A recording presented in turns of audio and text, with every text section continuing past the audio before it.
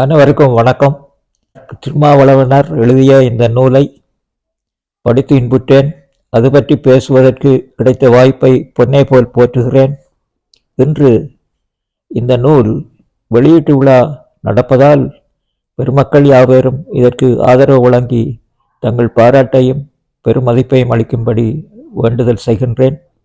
புத்தகங்கள் இருவகைப்படும் என்று சொல்வார்கள். ஒரு வகை புத்தகம் படித்துவிட்டு ஒரு பக்கத்தில் போடுவது ஒரு வகை புத்தகம்.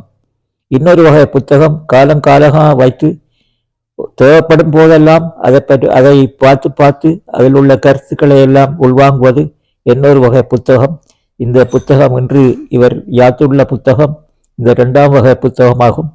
மேலும் இந்த புத்தகத்தினுடைய தலைப்பு அறிவியலும் தொழில்நுட்பமும் என்று சொல்லப்பட்டிருக்கின்றது. அறிவியல் தான் தாய், தொழில்நுட்பத்தான் மகள். இந்த மனித வரலாறு ஆரம்ப காலம் துவக்கும்.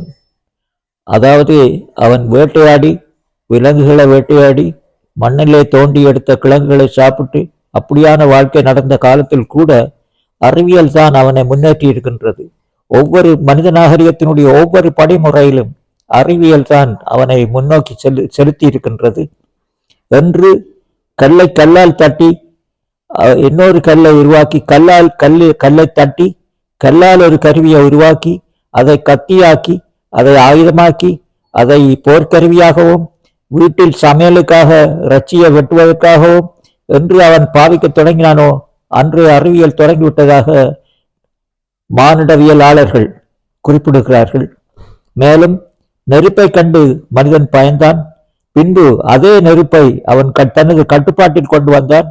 அதன் காரணமாக இன்று வரை நெருப்புத்தான் மனித நாகரிகத்தின் அடிப்படையாக இருக்கின்றது. தெய்வம் என்ற சொல் கூடி நெருப்பில் இருந்துதான் தோன்றியது. நெருப்பின் நிறம்தான் சிவனாக மாறியது. இப்படியெல்லாம் இந்த நெருப்பு தான் இன்று வரை அணுகுண்டாக இருக்கட்டும், விண்வெளி பயணமாக இருக்கட்டும், எரிபொருளாக இருக்கட்டும், இந்த மனிதன் முதல் கண்டுபிடித்த இந்த நெருப்பு தான் இன்றைய மனித நாகரிகத்தின் அடிப்படையாக இருக்கின்றது. ஃபயர் என்று சொல்வார்கள். ஃபயர் என்றால் அது நெருப்பு. ஃபயர் என்று ஜெர்மன் மொழியில சொல்வார்கள். மிகப்பெரிய சாதனையாளர்கள் ஐன்ஸ்டீன் போன்ற சாதனையாளர்கள் எல்லாம் இந்த நெருப்பை போற்றி வணங்கி இருக்கிறார்கள். மேலும் இந்த நெருப்பால் தான் மனிதன் முதலாக தனக்குரிய மட்பாண்டங்களை உருவாக்கி இருக்கின்றார். மட்பாண்டங்கள் தான் நாகரிகத்தின் ஒரு அடிப்படை என்று சொல்வார்கள். ஏனென்றால் அது கலசம், அதில் இருந்தான் சமையல் தான் மிக முக்கியமானது. மனிதனுடைய மூளை விருத்தி அடைந்தது நெருப்பில் சூடாக்கி சமையல் செய்த உணவை சாப்பிட தொடங்கிய பிறகுதான் மனித நாகரிகம் தோன்றியதாக சொல்வார்கள். ஏனென்றால் பச்சை கிழங்கை சாப்பிடும் போது மனிதன் மந்தமாக இருந்தான்.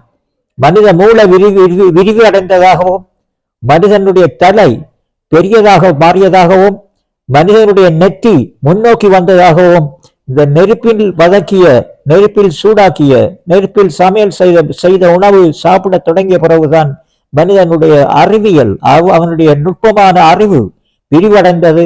இந்த சமையல் செய்த உணவை உண்ட பிறகுதான் சமையலே 64 கலைகளில் ஒன்று சமையல். தமிழன் வளர்த்த கலைகள் 64, அதில் மிக முக்கியமானது சமையல்.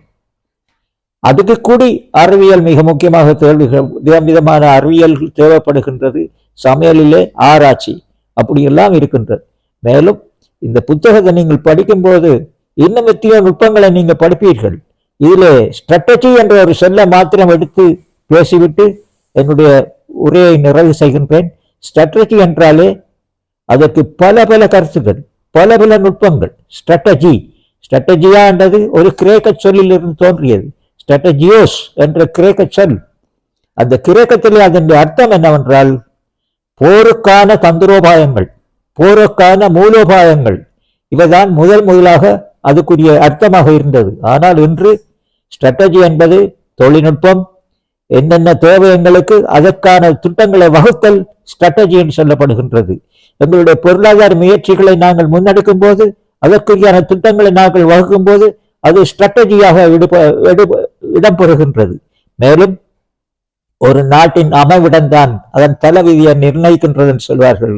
ஜியோகிரபி இஸ் டெஸ்டினி என்றார் கல்தூன், இபின் கல்தூன். 14ஆம் நூற்றாண்டு இஸ்லாமிய அறிஞரான மொரோக்கோ நாட்டில் பிறந்த பேரறிஞர். 14ஆம் நூற்றாண்டிலே இபின் கல்தூன் அவர் சொன்னார், ஜியோகிரபி இஸ் டெஸ்டினி, அமைவிடம் தான் மனித தலைவிதி.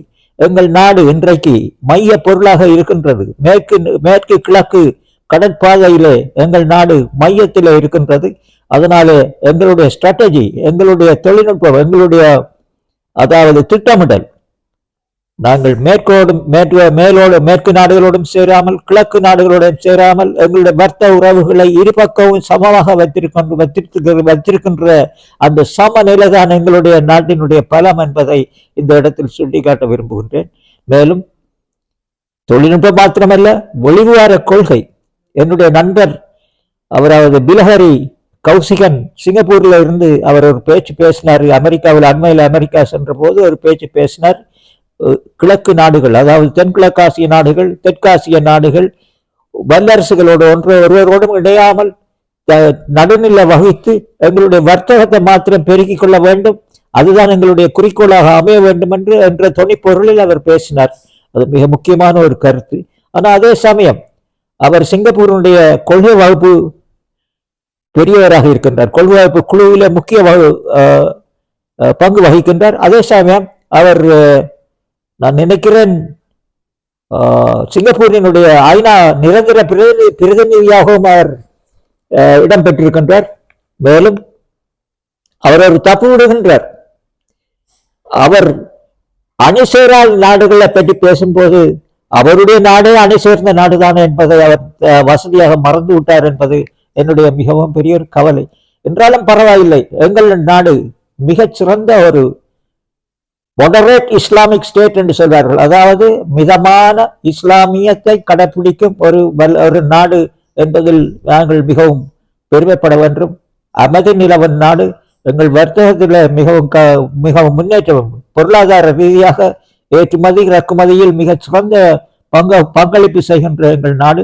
இதனால எங்களுடைய ஸ்ட்ராட்டஜி, எங்களுடைய தொழில்நுட்பம், எங்களுடைய மூலோபாயம், எங்களுடைய தந்திரோபாயம், எங்களுடைய வர்த்தக முன்னோக்கு, எங்களுடைய பொலிவுகார கொள்கை என்பதெல்லாம் மிக சிறந்த இடம் வகிக்கின்றது என்பதை பெருமையுடன் சொல்லி, இந்த நூலை நீங்கள் கட்டாயமாக வாங்கி இதை நீங்கள் துருவி ஆராய்ந்து, இது இந்த நாட்டு எங்களுடைய சமகால உலக நாகரிகத்தினுடைய எல்லா விதமான துறைகளையும் இந்த புத்தகம், அந்த துறைக்குரிய சொற்கள் அனைத்தையும் இந்த புத்தகம் உள்ளடக்கி இருக்கிறது என்பதை சுட்டிக்காட்ட விரும்புகின்றேன்.